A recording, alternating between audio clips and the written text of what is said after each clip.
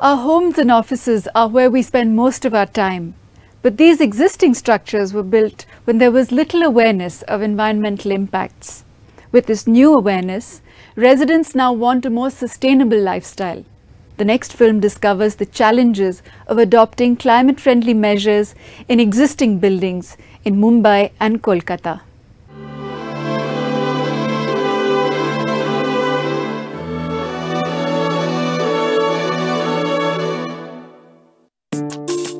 Each morning, India wakes up to growing concerns regarding water and electricity shortages.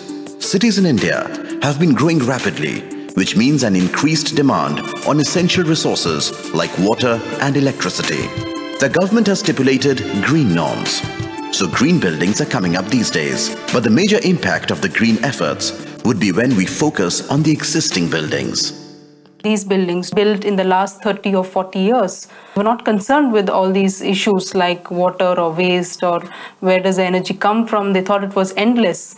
But now is the challenge when we know that all these resources are limited.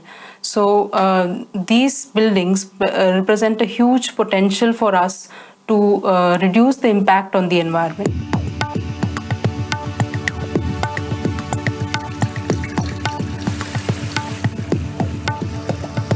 In existing buildings, you can reduce water use by conservation of water, which we say by using the 3 R's: reduce, reuse, and recycle. So you can do rainwater harvesting, for example.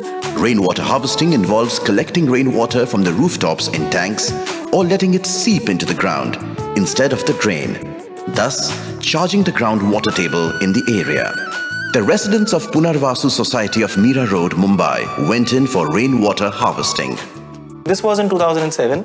We were spending a lot of money on water tankers. We decided to go in for a rainwater harvesting project. The rainwater ring well is supplying us approximately 5 to 10,000 liters per day. This water we use exclusively in our flushing system. We are saving that much water per day, drinking water, which is processed water from the BMC. We spent about 1,85,000 between 2 societies. We shared the cost, that is 56 flats totally. This money we recovered, I believe, in the first year itself. Before the rainwater harvesting project, we were spending on tankers approximately 8 to 10,000 rupees a month. That money has been saved fully. Rainwater harvesting is not an option anymore. It should be made law. It is a solution to all the water problems. The administration spends millions of rupees each day on treating and delivering potable water to our doorstep.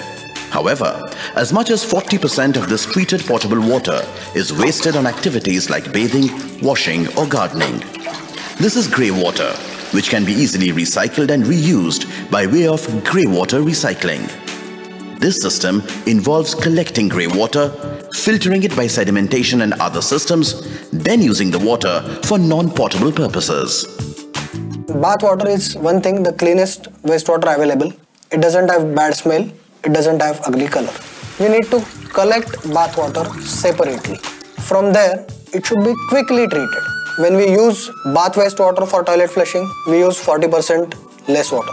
Second, the drainage lines carry 40% less water, in which case there will be again less flooding on the roads. So these are benefits if people use bath water recycling. Kanti Apartments, a housing society located at Bandra in Mumbai, found it worthwhile to invest in a water recycling system. Kanti Apartments typically has 183 flats, translates to about 1,000 odd people. Typically, for the size of our building, we are paying about 60 to 70,000 rupees as monthly bills for water every month. And saving of 40% on that translates straight up to 25 to 30,000 rupees every month. I think water recycling plants should be a must for every building in the city.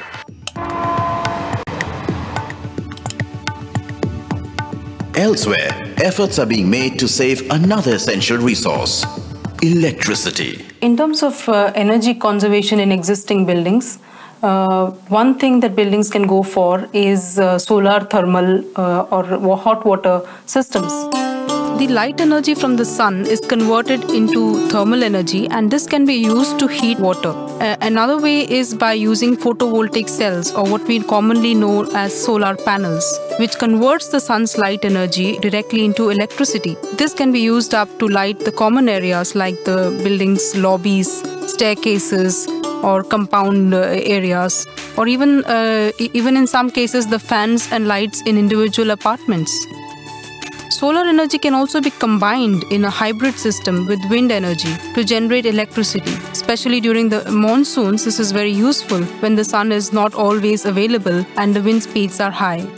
The government gives a subsidy of about 50% on hybrid systems. Apart from this, they can also claim depreciation benefits, thus making the installation of hybrid wind generator systems very, very cost effective.